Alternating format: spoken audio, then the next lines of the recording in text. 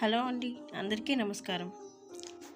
500 సంవత్సరాల భారతదేశ ప్రజల చిరకాల వాంఛ ఈరోజు తీరనున్నది. అనగా 22 జనవరి 2024 ఈరోజు బాలరాముని విగ్రహ ప్రతిష్ట అయోధ్యలో జరగనున్నది. ఇంటింటికి గడప గడపకి అయోధ్య రాముని పవిత్ర అక్షింతలు ఆల్రెడీ వచ్చాయి. అయితే ఆ అక్షింతలతో ఈరోజు పూజ ఎలా చేసుకోవాలి అన్నది సింపుల్గా చూద్దాం. శ్రీరాముని ఫోటో ఉంటే ఫోటోకి మనం పూజ చేసుకోవచ్చు. శ్రీరాముని ఫోటో లేకపోతే కనుక మనకి అయోధ్య నుంచి వచ్చిన అయోధ్య మందిరం ఉన్న పాంప్లెట్స్ వచ్చాయి కదా, అవి కూడా పెట్టి మనం పూజ చేసుకోవచ్చు శ్రీరాముని ఫోటో లేకపోతే. ఈరోజు మనం పూజ ఉదయమే చేసుకోవచ్చు, లేదంటే శ్రీరాముని విగ్రహ ప్రతిష్ఠ జరగనున్న టైంలో అంటే 11 గంటల నుంచి 1 గంట వరకు చేసుకోవచ్చు. ఆ టైం కూడా కుదిరిన వాళ్ళు ఈవినింగ్ చేసుకోవచ్చు.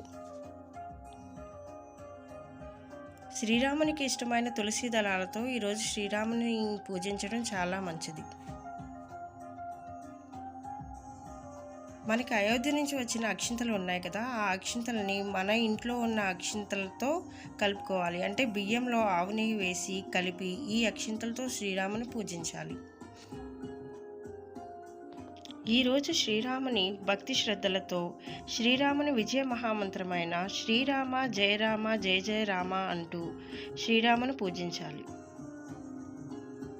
అయితే ఈ విజయ మహామంత్రాన్ని 108 సార్లు చెప్తూ తులసి దళాలు పూలతో మనం శ్రీరాముని పూజించాలి.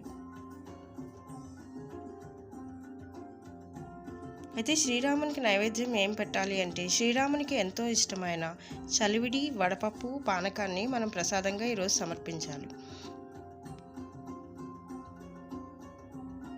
ఈరోజు ఈవినింగ్ 5 దీపాలు పెట్టాలి అన్నారు కదా, ఆ 5 దీపాలను కూడా మనం 2 పూజా మందిరంలోనూ, 2 మన ఇంటి సింహద్వారం దగ్గర, 1 మన తులసికోట దగ్గర పెట్టాలి. శ్రీరాముని పూజ ఎలా చేయాలి, ఎప్పుడు ఏ మంత్రాన్ని ఉపదేశించాలి అన్నది నేను ఇక్కడ డాక్యుమెంట్లో ఇచ్చాను, చూడండి.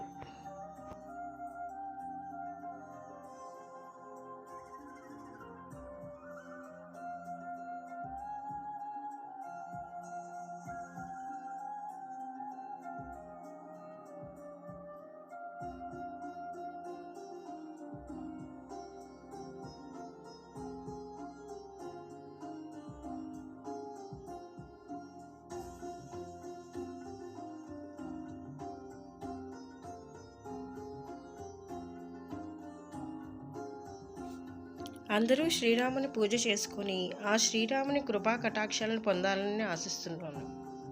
ఈ వీడియో మీకు నచ్చినట్లయితే please like, share and subscribe to my channel. Thank you for watching.